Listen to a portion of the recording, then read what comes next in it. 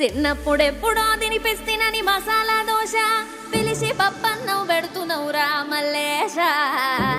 పొట్టిలాగుల్లుండేటోనివి పొడుగులాగులదైతివి బిడ్డ.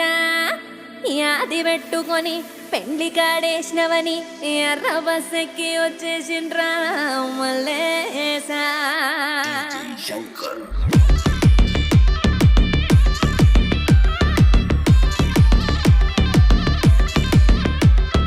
నూటొక్క జిల్లాల అందగాడే మా ఇంటి పిల్లకి నచ్చినాడే.